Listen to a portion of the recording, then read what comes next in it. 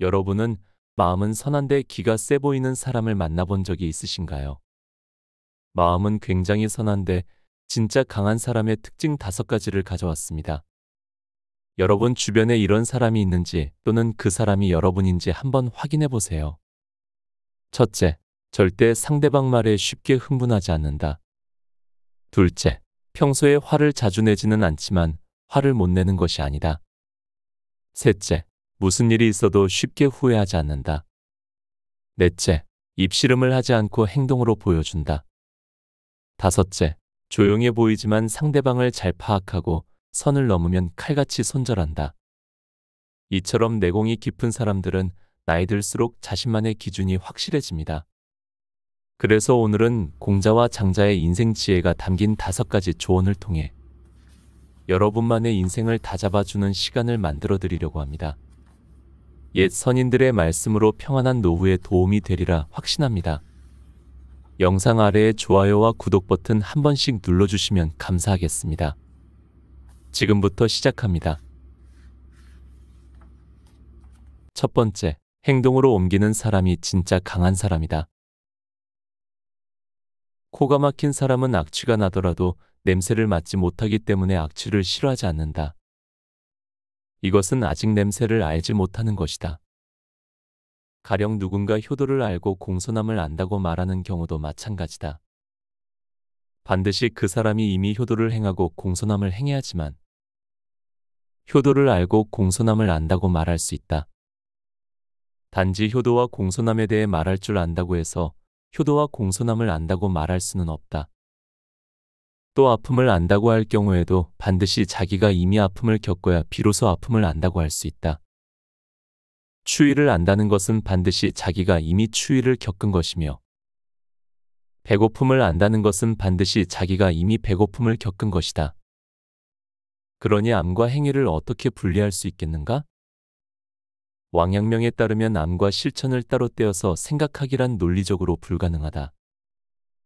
실제로 아는 사람은 반드시 실천하고 실천하는 사람은 이미 아는 사람이다. 또 실천하는 만큼 아는 것이며 아는 만큼 실천하는 것이다. 공자가 말은 어눌하게 하더라도 실천은 민첩하게 하라고 조언하는 이유도 마찬가지다. 실천이 없는 말은 실망을 가져오고 실망은 서운함으로 이어지며 서운함이 쌓이면 인간관계가 무너진다. 현명한 사람은 말보다 행동에 최선을 다한다. 그러나 지혜롭지 못한 사람은 행동보다 말과 얼굴빛에 힘쓴다. 기분 좋을 때 함부로 약속하지 말라는 격언이 있다. 좋은 기분의 말은 유창해지는 반면 실천은 점점 어려워지기 때문이다. 두 번째, 남에게 기대하지 않는 사람이 진짜 강한 사람이다. 언젠가 라디오에서 들었던 재미난 이야기 하나가 떠오른다. 여행은 마음이 떨릴 때 떠나야 하는데 사람들은 보통 마음이 떨리는 시기에 돈이 없다는 것이다. 돈이 생길 나이가 되면 다리가 떨리기 시작하고 다리가 떨릴 때 여행을 가다 보니 여행을 제대로 즐기기 어려워진다. 결론적으로 돈이 좀 부족하더라도 내가 진정으로 즐길 수 있을 때 여행을 가는 게 좋겠다는 이야기였다. 박수칠 때 떠나라라는 말이 있다. 전성기가 끝나기 전에 미련 없이 욕심을 그칠 줄 알아야 한다는 의미로 쓰이곤 한다. 이 말에는 사실 2가지 뜻이 있다. 첫째는 남들이 박수를 쳐줄 때 떠날 수 있어야 한다는 것이고 둘째는 내가 박수를 칠 수 있을 때 떠나야 한다는 것이다. 여행을 떠나든 전성기를 끝내든 중요한 것은 하나다. 나로 존재할 수 있어야 한다는 것이다. 이렇게 주체적으로 살아가기 위해서 먼저 점검해야 할 부분이 있다. 바로 지나친 욕심을 부리고 있진 않는가이다. 유학 5경의 하나인 주역의 첫 번째 괴는 중천권이다. 이 괴에 속한 각 효의 뜻을 풀어서 쓴 효사에는 지나치게 높이 올라간 용은 후회하게 되니 가득 찬 모양은 오래 지속될 수 없다는 내용이 실려 있다. 인간사를 용에 빗대어 지나친 욕심은 경계해야 함을 일깨우는 대목이다. 욕심의 특징 중 하나는 끝이 없다는 것이다. 간절히 하고 싶었던 일을 하게 되면 금세 또 다른 일이 하고 싶어지는 것이 사람의 마음이다. 그러나 끝이 없는 앓음을 뒤쫓는 것은 위태롭다는 장자의 말처럼 유한한 생명을 가진 존재가 무한한 것을 추구하게 되면 스스로를 해칠 수밖에 없다. 나 자신을 소중히 여기라 강조하는 것은 모든 철학의 공통된 입장이다. 대학에는 이런 대목이 있다. 군자는 먼저 자기에게 그것이 있은 다음에 남에게도 그것이 있기를 바라며 일단 자기에게 그것이 없고 난 뒤에 남을 나무란다. 먼저 내가 행복한 뒤에 남의 행복을 진심으로 바랄 수 있고 내게 불행이 없은 뒤에 남의 불행을 객관적으로 지적할 수 있는 것은 당연한 이치다. 남의 가슴에 박힌 대못보다 내 손톱 밑에 가시가 더 아픈 것은 이기적인 게 아니라 자연스러운 모습일 뿐이다. 보이는 것에 집중하는 사람은 삶의 기준이 남에게 맞춰져 있다. 하지만 잘 보이고 싶은 마음이 채울 수 없는 욕심이라는 사실을 아는 사람은 내 욕심을 덜어내는 일에 힘쓴다. 끝없는 욕심에 사로잡힌 사람은 늘 불행하며 자주 타인을 불편하게 만든다. 그러므로 불행한 사람으로 가득한 세상은 불안정해진다. 반면 욕심을 비우고 만족할 줄 아는 사람은 스스로 행복하며 타인에게도 기쁨을 줄 수 있다. 이런 사람으로 가득한 세상은 편안해진다. 세 번째, 나의 얘기를 잘 듣는 사람이 진짜 강한 사람이다. 서로의 수준을 알기 위해선 대화가 필요하고 특히 상대방의 말을 들을 수 있어야 한다. 동양에서 듣는 방법으로는 크게 세 가지가 있다. 첫째는 문이다. 이는 귀로 들어오는 모든 소리를 그저 들리는 대로 듣는 것이다. 둘째는 청이다. 이는 상대방의 말을 주의 깊게 듣는 것이다. 셋째는 경청이다. 이는 마음을 기울여 상대방의 말을 알아차리는 것이다. 들리는 대로만 듣는 것은 귀가 달린 사람이라면 누구나 할 수 있다. 하지만 주의 깊게 듣고 마음을 기울여 알아차리는 것은 상대방의 진정을 알고자 하는 마음이 없다면 할 수 없다. 진정이란 진실하고도 애틋한 마음이라는 뜻이다. 상대방의 진정을 알기 위해선 내게도 진실하고 애틋한 마음이 있어야 한다. 노자는 도덕경에서 하는 사람은 잘 모르겠다 하는데 이것이 최상이며 잘 모르는 사람은 오히려 안다고 하는데 이것은 병이 다라고 하였다. 노자가 말하는 앓음의 대상은 바로 나 자신이다. 스스로를 잘 아는 사람에게는 남의 말을 귀담아 들을 여유가 있다. 하지만 스스로를 잘 모르는 사람은 자신의 말을 쏟아내기 급급하다. 그러므로 공자가 말하는 중간쯤 이상 되는 사람, 장자가 말하는 함께 갈 만한 사람이 되기 위해서는 먼저 나 자신이 어떻게 듣고 있는지를 어느 정도 알고 있어야 한다. 알코올 중독자로 살던 시절 나는 술에 취하면 나 자신이 누구인지를 도무지 알 수 없었다. 누군가 나에 대해 말해 주어도 남의 말은 아예 들으려 하지 않았다. 주변 사람들은 하나 둘씩 내 곁을 떠났다. 아마 그들은 나를 중간 이하쯤 되는 그래서 더는 함께 갈 수 없는 사람이라고 생각했을 것이다. 결국 내 주변에는 함께 가기 어려운 사람들만 남았다. 자신을 알지도 못하고 남의 말을 주의 깊게 들을 줄도 모르는 이들하고만 어울리게 된 것이다. 어떤 관계를 맺어 나갈지는 나 스스로가 함께 갈 만한 사람인가, 그렇지 못한 사람인가에 달려 있을지도 모른다. 네 번째, 모두에게 배우는 사람이 진짜 강한 사람이다. 공자는 마음을 효과적으로 다스리기 위해서 우리의 삶의 관점에 전환이 필요함을 역설한다. 공자께서 말씀하셨다. 세 사람이 길을 가더라도 반드시 거기에는 나의 스승이 있다. 그 선한 것은 가려서 따르고 그 선하지 못한 것은 고친다. 그 좋은 것은 가려서 따르고 그 좋지 못한 것은 고친다. 공자는 왜 하필 세 사람을 강조한 것일까 하는 궁금증을 지우기 어렵다. 도덕경에는 도는 일을 내고 일은 일을 내며 이는 삼을 내고 삼은 만물을 이룬다라는 대목이 있다. 물론 이 대목에 대한 철학적 해석은 그리 간단하지 않지만 동양에서 3이라는 숫자가 만물을 상징할 수 있다는 사실만큼은 어느 정도 유추할 수 있다. 그러므로 세 사람이 길을 가더라도 거기에는 반드시 내 스승이 있다는 공자의 진술은 세상 만물이 내 스승이 될 수 있다는 말로 받아들여질 수 있다. 그 좋은 것은 가려서 따르고 그 좋지 못한 것은 고친다는 공자의 말에는 어떻게 세상 만물이 나의 스승이 될 수 있는지에 대한 근거가 담겨 있다. 세상엔 장점만 있는 사람도 없고 단점만 있는 사람도 없다. 사랑하지만 떨어질 수밖에 없는 애별리의 괴로움을 주는 사람에게도 단점은 있다. 밉지만 만나지 않을 수 없는 원증외의 괴로움을 안겨주는 사람에게도 장점은 있다. 하지만 사랑하는 사람에게는 마냥 장점만 보이고 미워하는 사람에게는 줄곧 단점만 보이는 게 인지상정이다.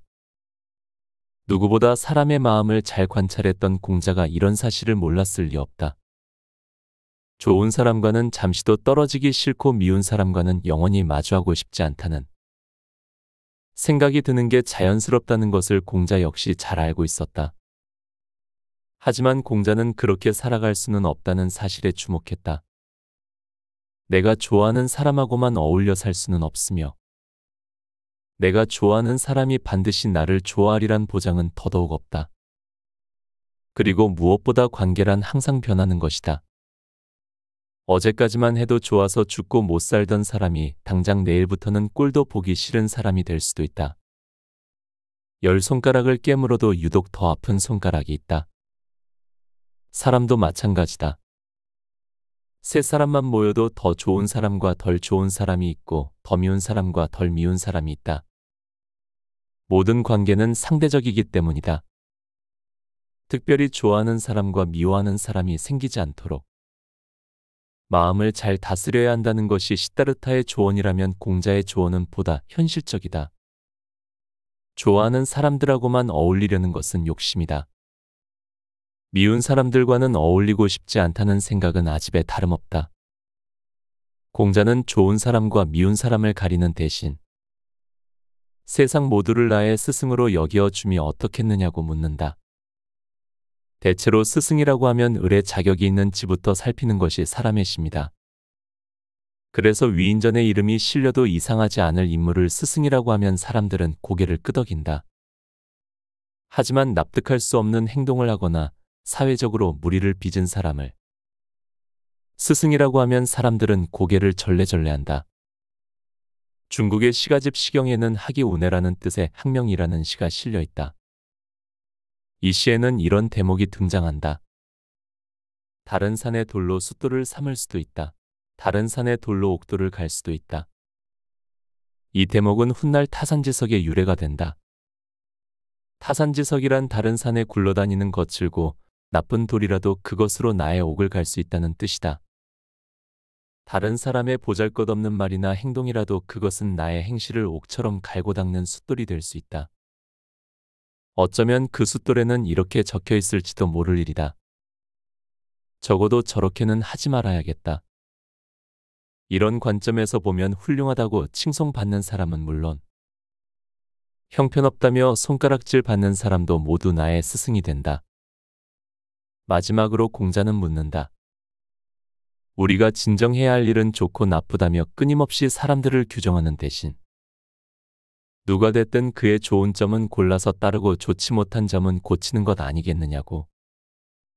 먼저 나의 생각과 행실을 살펴서 그의 좋은 점이 내게 없다면 조차 배우고 그의 미운 점이 내게도 있다면 어떻게든 개선하고자 노력하는 일. 서로가 서로의 스승이 되는 길은 여기에 달려 있다. 5번째, 인생 후배들에게 본보기가 되는 사람이 진짜 강한 사람이다.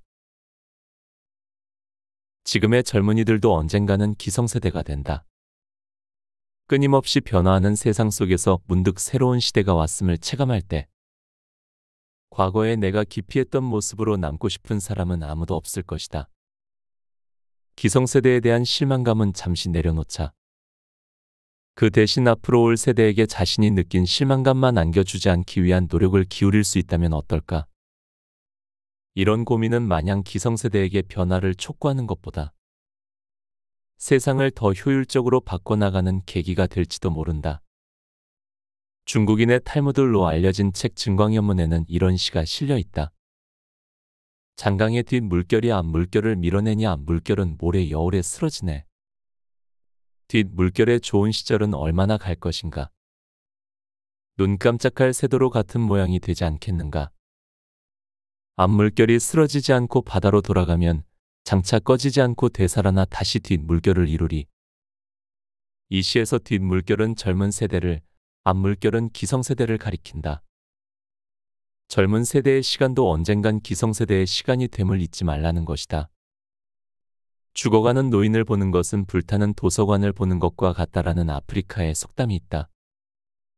젊은 세대가 기성세대를 지식과 지혜의 보고인 도서관을 대하듯이 바라볼 수 있다면, 기성세대가 도서관의 존재 이유처럼 다양한 삶의 가치를 젊은이들에게 물려줄 수 있다면 그런 세상은 아름다울 것이다. 도서관의 가장 큰 특징은 모든 사람에게 열려 있으면서 선택의 자유가 있다는 것이다. 만일 누군가의 손에 이끌려 별로 가고 싶지 않았던, 도서관에 억지로 방문했거나 그다지 읽고 싶지 않은 책을 누군가 계속 권유한다면 도서관에 더 머무르고 싶지 않을 것이다. 이를 통해 도서관은 스스로 찾아오는 사람에게 도서관의 기능을 다한다는 것을 알 수 있다. 그리고 우리는 각자에게 알맞은 도서관을 가려낼 안목이 필요하다는 것을 알 수 있다. 공자께서 말씀하셨다. 뒤에 오는 사람이 두려운 것이다.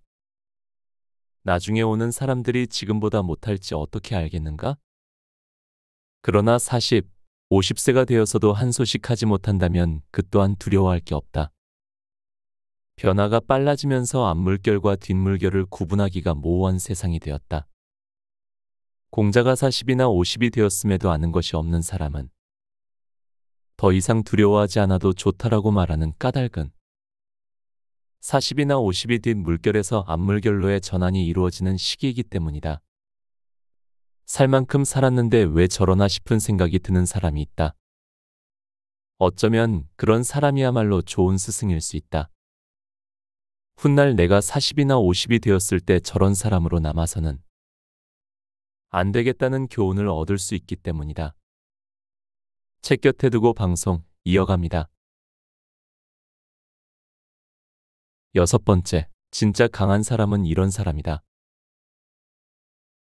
남을 이기는 사람은 힘이 센 것에 불과하지만 자신을 이기는 사람은 진정한 강자다. 유력한 사람과 강한 사람은 다르다. 유력한 사람은 세 보이는 사람임에 틀림없다. 하지만 유력함이 강함을 보증하지는 않는다.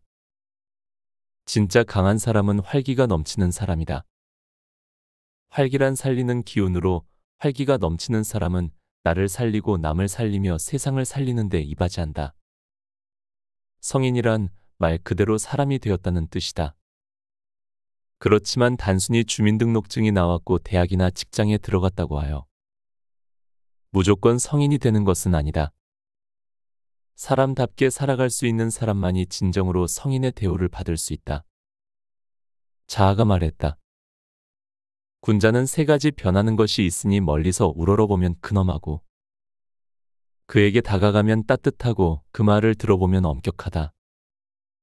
이는 자아가 스승인 공자를 묘사한 대목으로 군자는 3번을 변한다는 군자삼변으로도 잘 알려져 있다.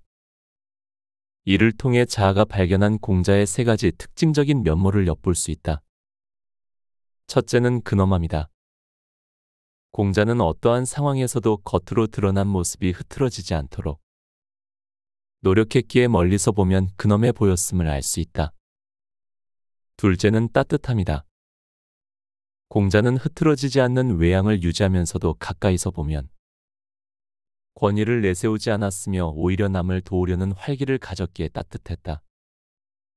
마지막은 엄격함이다. 공자의 말은 스스로를 속이지 않고 또 남을 속이려 하지도 않았기에 엄격했다. 사람이 사람다워지는 길에는 여러 가지가 있다. 자아가 묘사하는 공자의 모습 역시 이 가운데 하나다. 유력함에서 뻗쳐오르는 포스가 있지만 내면의 에너지, 즉 활기가 없는 사람은 멀리서 보면 근엄해 보일 순 있으나 가까이 다가가면 차갑다. 그리고 그의 말에는 자신의 포스에 흠집이 가지 않게 하려는 기교가 섞여 있는 경우가 많다. 내면의 에너지가 넘치는 사람을 일러 내공이 깊다고 한다. 이런 사람은 겉모습 그 자체보다는 드러나는 자세와 태도에 힘쓴다. 멀리서 내공이 깊은 사람을 마주했을 때 근엄함을 느끼는 까닭은 그들의 카리스마 때문이다. 카리스마란 멋진 옷이나 장신구를 통해서만 얻을 수 있는 것이 아니다. 타인과 세상을 대하는 자세와 태도야말로 한 사람의 카리스마를 결정짓는 포인트가 될 수 있다. 만일 내공이 부실한 상태로 유력함만 가지게 된다면 어떨까? 사람을 유력하게 만드는 대표적인 것들로는 지위, 재물, 명예, 학식 등이 있다. 이것들을 충분히 갖추고도 나와 세상을 살리는 데 쓰지 않고 도리어 남과 나를 해치는 데 사용한다면 그런 유력함은 차라리 없느니만 못하게 된다. 내공이 깊은 사람에게서 따뜻함을 느끼는 이유는 그의 내면에 무언가를 해치기보다는 살려주고자 하는 마음이 우세하기 때문이다. 내공이 깊은 사람들은 대체로 다른 사람의 길을 살려주는 경우가 많다. 인한 사람은 자신이 서고자 할 때 남을 세우며 자신이 드러나고자 할 때 남을 드러나게 한다. 이것이 내공이 깊은 이들이 가진 활기의 따스함이다. 끝으로 내공이 깊은 사람의 말에는 군더더기가 없다. 스스로를 믿고 남을 믿으며 세상을 믿기에 미사역으로 자신을 포장하거나 남을 속일 필요가 없기 때문이다. 진실하지 못한 사람에게는 때때로 진실이 사납거나 위태롭게 느껴지기도 한다. 하지만 내공이 깊은 사람은 진실한 사람들과 함께 가식으로부터 스스로를 지켜내고자 노력한다. 가식은 쳐내고 진심은 지켜내야 하기에 이들의 말은 엄격할 수밖에 없다. 곁에 두고의 짧은 생각. 저는 그 누구보다 강하진 않습니다. 하지만 한 가지 확실한 건 3년 전에 저보다 확실히 강해졌습니다. 막연히 나이가 든다는 생각만 하고 생각은 예전과 똑같았습니다. 하지만 3년 전부터 읽기 시작한 책으로 저는 예전으로 돌아갈 수 없을 정도로 성장했습니다. 그래서 아직은 강한 사람이라고 부르기에는 어려운 점이 있지만 조금씩 강해지고 있다는 것으로 만족하고 있습니다. 여러분도 누구와 비교해서 강한 사람이 아니라 3년 전, 10년 전과 비교하여 강해지고 있는지를 돌아보면 좋을 것 같습니다. 근데 제 이 영상을 여기까지 보시고 제 채널을 즐겨보시는 분이라면 조금씩 강해지고 있다고 저는 정말 확신합니다. 흔들리지만 앞으로 나아가는 저와 여러분을 응원합니다. 오늘도 함께 해주셔서 감사합니다. 책, 현명한 사람은 삶의 무게를 분산한다를 읽고